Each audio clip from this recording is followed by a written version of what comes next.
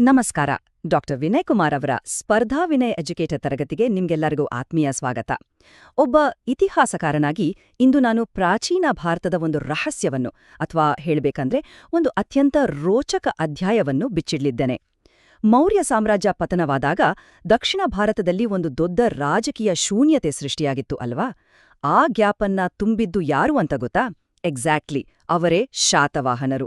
ಬನ್ನಿ ಇವತ್ತಿನ ಈ ಎಕ್ಸ್ಪ್ಲೇನರಲ್ಲಿ ಅವರ ಅದ್ಭುತ ಸಾಮ್ರಾಜ್ಯವನ್ನು ಡಿಕೋಡ್ ಮಾಡೋಣ. ಇಂದಿನ ನಮ್ಮ ಈ ಎಕ್ಸ್ಪ್ಲೇನರ್ನ ಅಜೆಂಡಾ ಹೇಗಿದೆ? ಮೊದಲಿಗೆ ಉಗಮ ಮತ್ತು ರಾಜಧಾನಿಗಳು, ಆಮೇಲೆ ಪ್ರಮುಖ ರಾಜರು ಮತ್ತು ಅವರ ಸಾಧನೆಗಳು, ನೆಕ್ಸ್ಟ್ ಆಡಳಿತ ಮತ್ತು ಸಮಾಜ ಹೇಗಿತ್ತು ಅಂತ ನೋಡ್ತೀವಿ, ನಂತರ ವಾಸ್ತುಶಿಲ್ಪ ಮತ್ತು ಕಡಲ ವ್ಯಾಪಾರ, ಹಾಗೆ ಕೊನೆಯಲ್ಲಿ ಪರೀಕ್ಷಾ ದೃಷ್ಟಿಯಿಂದ ಒಂದು ಕ್ವಿಕ್ ರಸಪ್ರಶ್ನೆ. ಓಕೆ, ನಮ್ಮ ಮೊದಲನೇ ವಿಭಾಗ ಉಗಮ ಮತ್ತು ರಾಜಧಾನಿಗಳು, ಸಾಮ್ರಾಜ್ಯದ ಬುನಾದಿ. ನೋಡಿ, ಶಾತವಾಹನರು ಸುಮ್ನೆ ಒಂದು ಸಾಧಾರಣ ರಾಜಮನೆತನ ಆಗಿರ್ಲಿಲ್ಲ. ಕರ್ನಾಟಕ ಮತ್ತು ಆಂಧ್ರಪ್ರದೇಶವನ್ನ ಆಳಿದ ಮೊದಲನೇ ಪ್ರಮುಖ ಐತಿಹಾಸಿಕ ಮನೆತನ ಇದು. ಮುಂಬರುವ ಎಕ್ಸಾಮ್ಸ್ ದೃಷ್ಟಿಯಿಂದ ನೀವು ನೆನ್ಪಿಟ್ಕೊಳ್ಳಲೇಬೇಕಾದ ಪಾಯಿಂಟ್ಸ್ ಅಂದ್ರೆ ಈ ಸಾಮ್ರಾಜ್ಯದ ಸಂಸ್ಥಾಪಕ ಯಾರು? ಸಿಮುಖ. ಹಾಗೆ ಇವರಿಗೆ 2 ಪ್ರಮುಖ ರಾಜಧಾನಿಗಳಿದ್ವು, ಮಹಾರಾಷ್ಟ್ರದ ಪೈಥಾನ್ ಮತ್ತು ಆಂಧ್ರದ ಅಮರಾವತಿ. ಇವರ ಅಧಿಕೃತ ಭಾಷೆ ಪ್ರಾಕೃತ, ಮತ್ತೆ ಅವರು ಬ್ರಾಹ್ಮಿ ಲಿಪಿಯನ್ನು ಯೂಸ್ ಮಾಡ್ತಿದ್ರು. ಇನ್ನೊಂದು ಇಂಟ್ರೆಸ್ಟಿಂಗ್ ವಿಷಯ ಅಂದ್ರೆ ಇವರ ರಾಜಲಾಂಛನ ವರುಣ. ಇದು ಮುಂದೆ ಅವರ ಕಡಲ ಆಧಿಪತ್ಯಕ್ಕೆ ಒಂದು ಪರ್ಫೆಕ್ಟ್ ಸಿಂಬಲ್ ಆಗಿತ್ತು ಅಂತಾನೆ ಹೇಳಬಹುದು. ಈಗ 2ನೇ ವಿಭಾಗಕ್ಕೆ ಹೋಗೋಣ. ಪ್ರಮುಖ ರಾಜರು ಮತ್ತು ಸಾಧನೆಗಳು, ಅಂದ್ರೆ ಸಾಮಂತರಿಂದ ಸ್ವತಂತ್ರ ಸಾಮ್ರಾಟರಾದ ಕಥೆ. ಇಲ್ಲಿ ನೀವು ಒಂದು ಅದ್ಭುತವಾದ ಟ್ರಾನ್ಸಿಷನ್ ಅನ್ನ ಗಮನಿಸಬಹುದು. ಒಂದು ಕಡೆ ಸಿಮುಖ. ಈತ ಮೊದಲು ಮೌರ್ಯರ ಕೈಕೆಳಗೆ ಒಬ್ಬ ಸಾಮಾನ್ಯ ಸಾಮಂತನಾಗಿದ್ದ, ಆಮೇಲೆ ತನ್ನದೇ ಒಂದು ಸಾಮ್ರಾಜ್ಯ ಕಟ್ಟಿದ. ಆದ್ರೆ ಇನ್ನೊಂದು ಕಡೆ ಗೌತಮಿಪುತ್ರ ಶಾತಕರ್ಣಿ. ಈತ ಶಾತವಾಹನ ವಂಶದ ಗ್ರೇಟೆಸ್ಟ್ ಕಿಂಗ್, ಅಂದ್ರೆ ಅತ್ಯಂತ ಶ್ರೇಷ್ಠ ಅರಸ.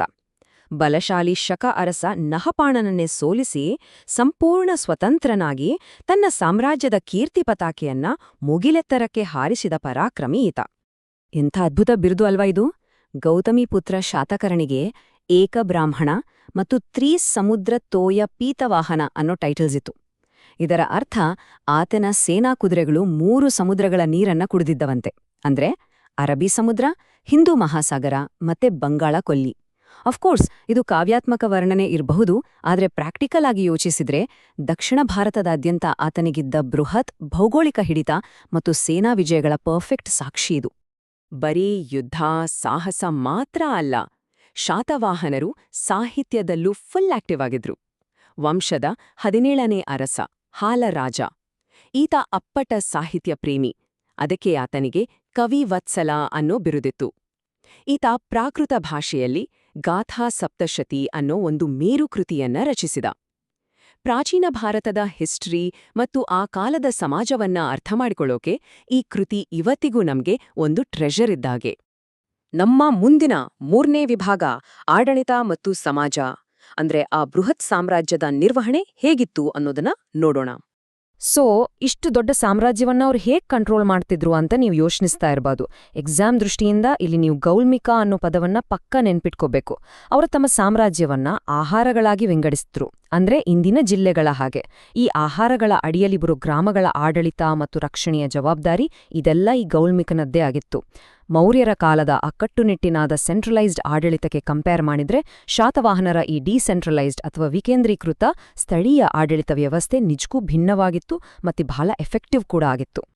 ಇಲ್ಲಿ ಇನ್ನೊಂದು ಬಹಳ ಫ್ಯಾಸಿನೇಟಿಂಗ್ ವಿಷಯ ಇದೆ. ಪ್ರಾಚೀನ ಭಾರತದ ಇತಿಹಾಸದಲ್ಲೇ ಅತ್ಯಂತ ವಿಶಿಷ್ಟವಾದ ಪ್ರಗತಿಪರವಾದ ಅಂಶ ಅಂದ್ರೆ ಶಾತವಾಹನರ ಕಾಲದಲ್ಲಿ ಮಾತೃಪ್ರಧಾನ ವ್ಯವಸ್ಥೆಯ ಪ್ರಭಾವ ಎದ್ದು ಕಾಣ್ತಿತ್ತು. ಅರಸರು ಬಹಳ ಹೆಮ್ಮೆಯಿಂದ ತಮ್ಮ ತಾಯಿಯ ಹೆಸರನ್ನ ತಮ್ಮ ಟೈಟಲ್ಗಳಿಗೆ ಸೇರಿಸ್ಕೊಳ್ತಿದ್ರು. ಗೌತಮೀಪುತ್ರ, ವಶಿಷ್ಠೀಪುತ್ರ ಅನ್ನೋ ಹೆಸರುಗಳೇ ಇದಕ್ಕೆ ಬೆಸ್ಟ್ ಎಕ್ಸಾಂಪಲ್. ಆ ಕಾಲದಲ್ಲೇ ಮಹಿಳೆಯರಿಗೆ ನೀಡ್ತಿದ್ದ ಎಂತಹ ಅದ್ಭುತ ಗೌರವ ಇದು ಅಲ್ವಾ? It's really unique. ಧಾರ್ಮಿಕವಾಗಿ ನೋಡೋದಾದ್ರೆ ಶಾತವಾಹನರು ಪರ್ಸ್ನಲ್ ಆಗಿ ವೈದಿಕ ಧರ್ಮದ ಅನುಯಾಯಿಗಳಾಗಿದ್ರು ಮತ್ತು ಯಜ್ಞ ಯಾಗಾದಿಗಳನ್ನ ಮಾಡ್ತಿದ್ರು. ಆದ್ರೆ ಈ ವೈಯಕ್ತಿಕ ನಂಬಿಕೆಯ ಹೊರತಾಗಿಯೂ ಅವರು ಬೌದ್ಧ ಧರ್ಮಕ್ಕೆ ಅಷ್ಟೇ ದೊಡ್ಡ ಮಟ್ಟದಲ್ಲಿ ಆರ್ಥಿಕ ಬೆಂಬಲ, ಆಶ್ರಯ ಎರಡನ್ನೂ ಕೊಟ್ರು. ಇನ್ನೊಂದು ವೆರಿ ಇಂಪಾರ್ಟೆಂಟ್ ಪಾಯಿಂಟ್ ಏನ್ ಗೊತ್ತಾ? ಬೌದ್ಧ ಸನ್ಯಾಸಿಗಳಿಗೆ ಮತ್ತು ಧಾರ್ಮಿಕ ಸಂಸ್ಥೆಗಳಿಗೆ ಭೂದಾನ ಮಾಡೋ ಸಿಸ್ಟಮ್ ಅಂದ್ರೆ ಲ್ಯಾಂಡ್ ಡೊನೇಷನ್ ಪದ್ಧತಿಯನ್ನ ಇಂಡಿಯಾದಲ್ಲಿ ಫಸ್ಟ್ ಟೈಮ್ ಸ್ಟಾರ್ಟ್ ಮಾಡಿದ ಕೀರ್ತಿ ಇದೇ ಶಾತವಾಹನರಿಗೆ ಸಲ್ಲುತ್ತೆ. ಈಗ 4ನೇ ವಿಭಾಗಕ್ಕೆ ಬರೋಣ. ವಾಸ್ತುಶಿಲ್ಪ ಮತ್ತು ಕಡಲ ವ್ಯಾಪಾರ, ನಿರ್ಮಾಣ ಹಾಗೂ ವಿಸ್ತರಣೆ. ವಾಸ್ತುಶಿಲ್ಪ ಅಂದ್ರೆ ಆರ್ಕಿಟೆಕ್ಚರ್ ಬಗ್ಗೆ ಮಾತಾಡೋದಾದ್ರೆ ಇವರ ಅಚೀವ್ಮೆಂಟ್ ಸಿಕ್ಕಾಪಟ್ಟೆ ಇಂಪ್ರೆಸಿವ್ ಆಗಿದೆ. ಆಂಧ್ರಪ್ರದೇಶದ ಫೇಮಸ್ ಅಮರಾವತಿ ಸ್ತೂಪ ಇದೊಂದು ಅದ್ಭುತ ಕಲಾಕೃತಿ. ಎಷ್ಟರ ಮಟ್ಟಿಗೆ ಅಂದ್ರೆ ಇದನ್ನೇ ಕಲೆಯ ಅಮರಾವತಿ ಶೈಲಿ ಅಂತ ಕರೆಯಲಾಗುತ್ತೆ. ಇದು ಮಾತ್ರ ಅಲ್ಲ, ಕಾರ್ಲೆ, ನಾಸಿಕ್, ಅಜಂತ ಮತ್ತೆ ಕನ್ಹೇರಿಯಲ್ಲಿ ದೊಡ್ಡ ದೊಡ್ಡ ಬೌದ್ಧ ಗುಹಾಲಯಗಳನ್ನ ನಿರ್ಮಿಸಿದ್ರು. ಎಸ್ಪೆಷಲಿ ಆ ಕಾರ್ಲೆಯ ಚೈತ್ಯ ಇದೆಯಲ್ಲ, ಅದು ಇಡೀ ಭಾರತದಲ್ಲೇ ಅತಿ ದೊಡ್ಡ ಚೈತ್ಯಾಲಯ. ಡೆಫಿನೆಟ್ಲಿ ಇದು ಅವರ ಆರ್ಕಿಟೆಕ್ಚರಲ್ ಮಾಸ್ಟರ್ಪೀಸ್. ಓಕೆ, ಈಗ ವ್ಯಾಪಾರ ಮತ್ತು ಎಕಾನಮಿ ಕಡೆ ಗಮನ ಹರಿಸೋಣ. ಶಾತವಾಹನರ ನಾಣ್ಯಗಳನ್ನ ಒಮ್ಮೆ ನೋಡಿದ್ರೆ ಅವರು ಸೀಸ, ತಾಮ್ರ ಮತ್ತು ಬೆಳ್ಳಿಯ ನಾಣ್ಯಗಳನ್ನ ಚಲಾವಣೆಗೆ ತಂದಿದ್ರು. ಇಲ್ಲಿ ಒಂದು ಸರ್ಪ್ರೈಸಿಂಗ್ ಫ್ಯಾಕ್ಟ್ ಅಂದ್ರೆ ಅವರು ಸೀಸ, ಅದೇ ಲೆಡ್ ನಾಣ್ಯಗಳನ್ನ ಬಹಳ ವ್ಯಾಪಕವಾಗಿ ಬಳಸ್ತಿದ್ರು.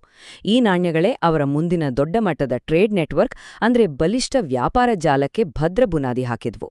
ಇದು ಇತಿಹಾಸದಲ್ಲೇ ನನಗೆ ತುಂಬಾ ಇಷ್ಟವಾದ ರೋಚಕಾಂಶ. ಯಜ್ಞಶ್ರೀ ಶಾತಕರ್ಣಿಯ ಕಾಲದ ನಾಣ್ಯಗಳನ್ನ ಒಮ್ಮೆ ನೀವು ಗಮನಿಸಬೇಕು. ಆ ನಾಣ್ಯಗಳ ಮೇಲೆ ಹಡಗಿನ ಚಿತ್ರಗಳಿದ್ವು. ಜಸ್ಟ್ ಇಮ್ಯಾಜಿನ್ ಮಾಡಿ, ಪ್ರಾಚೀನ ನಾಣ್ಯದ ಮೇಲೆ 2 ಪಟಗಳನ್ನು ಹೊಂದಿದ ದೊಡ್ಡ ಹಡಗು. ಅದು ಸುಮ್ನೆ ಕೆತ್ತಿದ ಡಿಸೈನ್ ಅಲ್ಲ, ಸಮುದ್ರ ಮಾರ್ಗದ ಮೂಲಕ ರೋಮನ್ ಸಾಮ್ರಾಜ್ಯದವರೆಗೂ ಹಬ್ಬಿದ್ದ ಅವರ ಬೃಹತ್ ಕಡಲ ವ್ಯಾಪಾರ ಮತ್ತು ನೌಕಾಬಲದ ಜೀವಂತ ಸಾಕ್ಷಿ.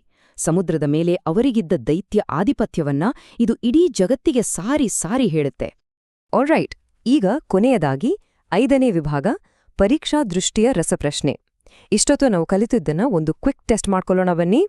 ಮೊದಲನೆಯ ಪ್ರಶ್ನೆ, ಶಾತವಾಹನರ 17ನೇ ಅರಸ ಯಾರು ಮತ್ತು ಪ್ರಾಕೃತ ಭಾಷೆಯಲ್ಲಿ ಅವರು ಬರೆದ ಆ ಫೇಮಸ್ ಕೃತಿ ಯಾವುದು?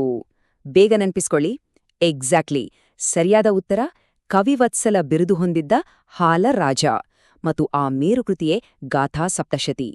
2ನೇ ಪ್ರಶ್ನೆ, ಆಡಳಿತ ವ್ಯವಸ್ಥೆಯನ್ನು ಬಗ್ಗೆ ಮಾತಾಡ್ತಾ ಆಹಾರ ಅಥವಾ ಜಿಲ್ಲೆಗಳ ಒಳಗೆ ಗ್ರಾಮದ ಆಡಳಿತ ಮತ್ತು ರಕ್ಷಣೆಯನ್ನ ಒಬ್ಬ ನಿರ್ದಿಷ್ಟ ಅಧಿಕಾರಿ ನೋಡ್ಕೊಳ್ತಿದ್ದ ಅಂತ ಹೇಳಿದೆ.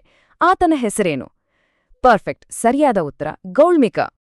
3ನೇ ಪ್ರಶ್ನೆ, ಒಂದು ಸಣ್ಣ ಜಾಗ್ರಫಿ ಟೆಸ್ಟ್. ಶಾತವಾಹನರಿಗೆ 2 ಪ್ರಮುಖ ರಾಜಧಾನಿಗಳಿದ್ದು ಅಂತ ನಮ್ಗೆ ಗೊತ್ತು. ಅದರಲ್ಲಿ ಪ್ರಸ್ತುತ ಅಂದ್ರೆ ಇಂದಿನ ಮಹಾರಾಷ್ಟ್ರ ರಾಜ್ಯದಲ್ಲಿರುವ ರಾಜಧಾನಿ ಯಾವುದು? ಹೌದು, ಅದುವೇ ಪೈಥಾನ್. ಇದನ್ನ ಪ್ರತಿಷ್ಠಾನ ಅಂತ ಕೂಡ ಕರೀತಾರೆ.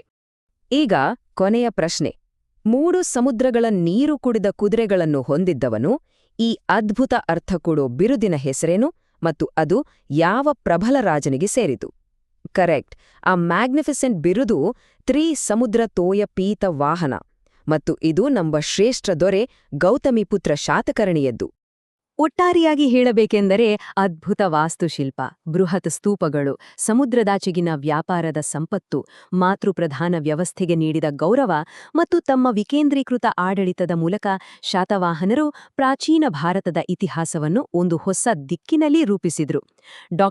ವಿನಯ್ ಕುಮಾರ್ ಅವರ ಸ್ಪರ್ಧಾ ವಿನಯ್ ಎಜುಕೇಟರ್ ತರಗತಿಗೆ ಹಾಜರಾಗಿದ್ದಕ್ಕಾಗಿ ನಿಮ್ಗೆಲ್ಲರಿಗೂ ತುಂಬೃದಯದ ಧನ್ಯವಾದಗಳು. ಮುಗಿಸುವ ಮುನ್ನ ಒಂದು ಕ್ಷಣ ಹೀಗೆ ಯೋಚಿಸಿ, ಈ ಶಾತವಾಹನರು ಏನಾದ್ರೂ ಆ ದಿನ ಆ ರಾಜಕೀಯ ಶೂನ್ಯತೆಯನ್ನು ತುಂಬದೆ ಹೋಗಿದ್ದರೆ ದಕ್ಷಿಣ ಭಾರತದ ಆರ್ಥಿಕ ಮತ್ತು ಸಾಂಸ್ಕೃತಿಕ ರೂಪುರೇಷೆ ಇನ್ನೂ ಹೇಗಿರುತ್ತಿತ್ತು? ಆಲೋಚಿಸ್ತಿರಿ, ಕಲಿಯುತ್ತಿರಿ.